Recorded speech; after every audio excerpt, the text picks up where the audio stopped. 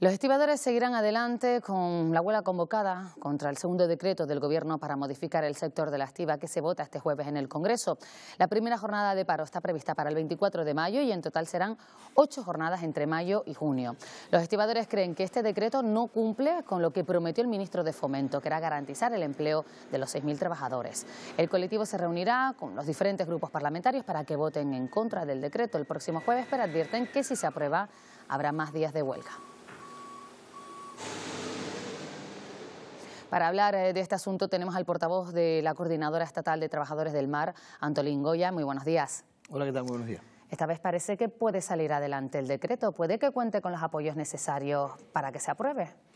Bueno, estamos todavía en la fase de poder saber exactamente qué grupos van a apoyar o qué grupos no van a apoyar el Real Decreto Ley. Parece que el Partido Democrático de Cataluña, la antigua Convergencia, ha establecido una especie de negociación con el Gobierno para pactar la abstención en la votación. Si eso fuese así y además tuvieran el apoyo de PNV y de Ciudadanos, el decreto podría salir adelante. Ciudadanos ha transmitido este fin de semana que no tiene seguridad, o sea que no han contado con ellos y que en principio no hay un acuerdo, y lo que haremos será explorar durante esta semana, no solo con Ciudadanos y con el PDeCAT, sino con el resto de grupos parlamentarios para saber exactamente con qué apoyos cuenta. Lo que sí sabemos seguro es que durante estos 2 meses de paro que ha habido desde la anterior votación a hoy, no ha habido ni una sola mesa de negociación entre el Gobierno con las empresas y los trabajadores. Es el jueves entonces la votación, o sea, contrarreloj. ¿Se ¿Sí? van a reunir con los grupos políticos? ¿Cuándo comienzan esos contactos? ¿Ya hoy mismo? Bueno, los contactos comienzan, estamos desde la semana pasada, ¿no? Desde que sabíamos que la intención del Gobierno era esa, ya hemos estado encaminando.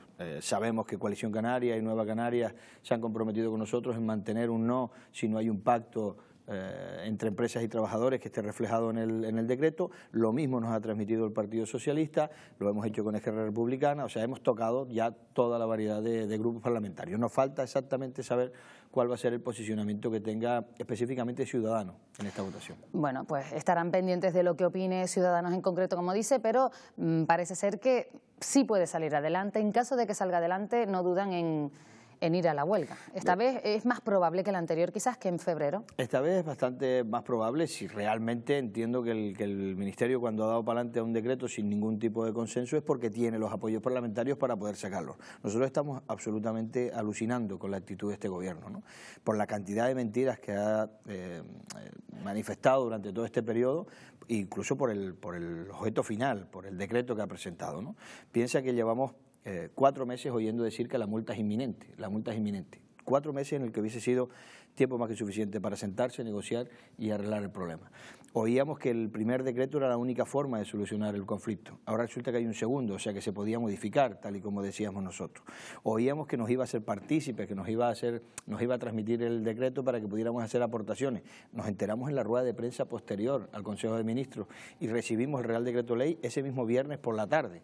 O sea que es un desprecio al colectivo de estibadores portuarios, un desprecio al sector, incluso a las empresas estibadoras que realizan esta actividad, y una actitud de prepotencia, de querer imponer su Real Decreto, que lo único que persigue es lo mismo que la vez anterior. ¿Hay algún cambio? ¿Y qué es lo que no le gusta de este nuevo decreto a ustedes? Bueno, el decreto mantiene la columna vertebral del anterior. Lo que está planteando es el despido masivo de los estibadores portuarios para que las empresas que van a seguir realizando esa misma actividad lo realicen con libertad de contratación, y para eso el despido de los estibadores portuarios será subvencionado con fondos públicos. ¿Hay algún cambio, hay algún avance positivo que suponemos es fruto de la negociación del PDeCAT en los temas de formación de los nuevos estibadores portuarios y en el ámbito de trabajo de esos estibadores portuarios? Pero la realidad es que la esencia, que es la garantía del empleo de los actuales trabajadores, se desaparece. Lo que hay es claramente una apuesta por el despido, como te decía, subvencionada por esos fondos públicos. Y tal y como ve la actitud del ministro Íñigo de la Serna, ministro de Fomento del Gobierno, ¿cree que puede haber algún acercamiento? ¿Ustedes van a llamarlos a ellos, además de los grupos políticos, van a llamar al Gobierno y decirle vamos a sentarnos? Nosotros hemos estado en disposición de hacerlo desde el primer momento, el día de la votación del anterior decreto ley. Saliendo allí delante del Congreso, la primera oferta que hubo a la negociación y al diálogo fue la mía. Le dije, mire, estamos en disposición esta tarde mismo de sentarnos y buscar una solución. Hemos estado 2 meses oyendo que la multa es inminente, 2 meses para que el gobierno presente otro proyecto de ley sin ningún tipo de consenso, sin ningún tipo de negociación, y que al final lo que viene a hacer es contradecir sus propias palabras. Él mantiene que hay una garantía del empleo, pero es que al final el decreto, su exposición de motivos, lo que viene a justificar es el despido de los estibadores portuarios y la contratación de trabajadores en régimen de empresas de trabajo temporal para realizar la actividad que nosotros venimos realizando. El ministro ya ha dicho que los desvíos de tráfico marítimo a otros puertos durante la huelga a lo mejor pueden convertirse hasta en definitivos. Nosotros lo que sí tenemos claro es que la solución que él está poniendo sobre la mesa nos aboca a un conflicto importante en los puertos, y que ese conflicto va a tener repercusiones para los tráficos marítimos. Y lo que sí estamos manifestando, y sí queremos dejar claro con absoluta rotundidad, es que el único culpable y el único responsable de que eso sea así va a ser él, el ministro de Fomento, por su incapacidad para negociar y por su incapacidad para buscar una solución consensuada que le habíamos puesto las partes, porque recuerda que empresas y trabajadores le hemos presentado un acuerdo de solución, las partes se la hemos propuesto y él no ha querido oírla. ¿Y qué hay de la multa? Lo comentaba antes, el Tribunal de Justicia Europeo ha dicho que multará, es una decisión del año 2014, porque habría que reformar, bueno, el sector de la estiba. Esa multa se hablaba que eran unos 22 millones que había que pagar y luego unos 134.000 euros diarios. ¿Qué ha ocurrido? Bueno, la multa está todavía pendiente de que el Tribunal de Luxemburgo determine si tiene que multar o no al Gobierno de España. La realidad es que lo que hay es una petición de la Comisión de que eso se haga por el tiempo que ha tardado y por no haber cumplido con la ley. Nosotros pensamos que eso todavía se puede solucionar y en todo caso si habría que multar a alguien y si habría que pedir el dinero para el pago de esa multa sería al Ministerio de Fomento, al propio Ministro de Fomento, que ha sido el que es incapaz desde su posición de buscar una solución a este conflicto. Y ellos lo que dicen es que cuenta este nuevo decreto con el visto bueno de Bruselas.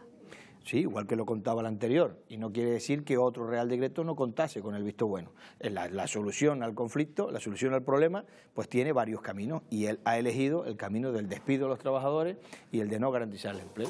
¿Y hay un punto intermedio en el que ni para un lado ni para otro, como en todas las negociaciones? Nosotros creemos que es absolutamente factible, le hemos admitido gran parte de lo que viene planteando y lo único que le estamos pidiendo es que en ese Real Decreto garantice la subrogación en el empleo, como cualquier otro trabajador de este país, cuando hay una asociación de empresas, porque haya una asociación en los contratos de trabajadores.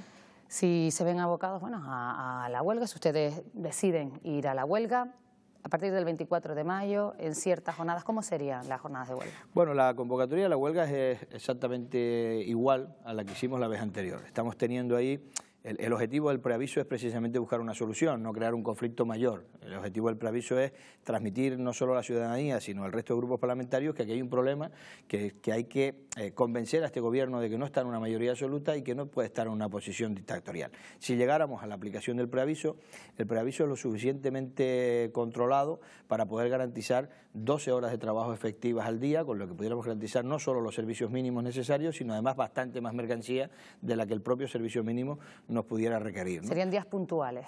Lunes, miércoles y viernes, empezaremos el día 24, que es un miércoles, sería miércoles, viernes, y luego lunes, miércoles y viernes con horas alternas en cada uno de esos días. Ya se lo he preguntado, pero se lo vuelvo a preguntar, las consecuencias para aquí y para Canarias, dependiendo del 80%, creo que de lo que consumimos, llega del exterior, y ustedes son un sector importantísimo para nosotros, para el abastecimiento de las islas. Nosotros seguimos manteniendo el mismo criterio que hemos mantenido en ocasiones anteriores. Si llegásemos a esa situación de tener que ejercitar el preaviso de huelga, evidentemente nosotros vamos a mantener, como te decía, ese nivel de trabajo que garantice no solo el suministro mínimo básico, sino además bastantes más mercancías. Particularmente en Canarias siempre hemos sido un colectivo muy responsable con la labor que realizamos y con el origen isleño que tenemos. Por lo tanto, fuera de la demagogia que la otra vez se puso sobre la mesa, nosotros queremos transmitir una cierta tranquilidad. Problemas va a haber, y de esos problemas responsabilizamos absolutamente al Ministerio de Fomento. Antolín Goya, con nosotros se encuentra ya Carlos Centurión de nuevo, porque una de las preguntas que lanzábamos nosotros a través de las redes sociales a todos los telespectadores era precisamente sobre el conflicto de la estiba. Carlos. Pues buenos días, señor Goya. Tenemos 4 respuestas, 3 apoyan las reivindicaciones de su sector. Las voy a leer y con su permiso le trasladaré dos preguntas que nos hacen en esas respuestas. Por ejemplo, Víctor dice que cada cual lucha por sus garbanzos, así que está a favor de las reivindicaciones de los estibadores. Pili dice que ellos luchan por lo suyo y que por supuesto ella también lo haría. Vamos a ver la tercera de las respuestas a favor, la de Ann Gima. Dice, me parece bien, pues luchan por algo justo, su trabajo, y no tienen esos grandes sueldos como dicen, en opinión de Anjima, la realidad que pinta el gobierno es totalmente diferente a la de verdad, a la realidad de los estibadores. Esa es una pregunta, enseguida se la voy a trasladar al señor Goya, porque tenemos otro cuarto en respuesta. Esta en contra de los estibadores. Dice Chano, que lo privaticen y que no sea un puesto de trabajo de padres a hijos como si fuera una herencia, como hacen ahora, que cobran más que los ministros. Y esta es la segunda pregunta que le voy a trasladar. Empezando por la segunda, es uno de los argumentos que se escucha muy a menudo. ¿Esos puestos de trabajo de los estibadores son hereditarios? ¿Un hijo tiene más beneficios que otra persona que no tenga a nadie en sus antecedentes familiares trabajando en un puerto? Pero eso es absolutamente incierto, es una de las mentiras que se han vertido sobre nuestro colectivo durante el último proceso con esa campaña de demonización que intentó el gobierno poner sobre la mesa. Nosotros somos simplemente los empleados de empresas estibadoras que son empresas privadas, empresas que hacen un proceso de selección y que contratan a quien le da la gana. Entonces parece que nosotros tenemos el control de quién entra o no entra a la profesión, cuando nosotros lo único que somos los empleados de esas empresas. Y desde esa campaña de ganan mucho dinero, son un monopolio, esto es una mafia y es una tarea que va de padres a hijos, a la realidad de los puertos, no hay ni punto de comparación. Eso lo puedo desmentir categóricamente. Bueno, pues me ha respondido las dos preguntas. Voy a insistir en la segunda. Nos decían los grandes sueldos. Esas cifras que ha dado el gobierno en ocasiones me confirma que no está de acuerdo con las cifras que da el gobierno. No son las mismas, en su opinión. No solo no estamos de acuerdo, sino además se hace un uso de los convenios colectivos y de las condiciones laborales de un equipo de trabajadores con el único objetivo de que el resto de la ciudadanía entienda que eso está mal. Y yo creo que, primero, no es cierto. Pero aunque lo fuese, lo que deberíamos pensar los trabajadores de este país es que nuestra opción debería estar a ir a mejor, no ir a peor. No puede ser un consuelo para un trabajador el que otro esté igual de mal o peor que yo. La lucha obrera, el que podemos estar donde estamos en estos momentos, la garantía del bienestar social, que nuestros hijos y nuestras familias estén bien, es precisamente luchar para mejorar, no ser complacientes y aceptar esas políticas en las que todo el mundo tenemos que estar mal, acorde a lo que diga el gobierno. Pues señor Goya, muchas gracias por responder nuestras preguntas y la de los internautas. Muy bien, muchísimas gracias. Pues muchas gracias, Antolín Goya, como siempre, por atendernos. Me da a mí que voy a tener que volver a hablar con usted en los próximos días, a ver si al final pues llegan a un acuerdo, convencen a Ciudadanos y si no, bueno, pues ya nos irá contando lo que está sucediendo. Mucha suerte. Muchísimas gracias a ustedes por darnos la oportunidad de explicar nuestra opinión. Buenos días.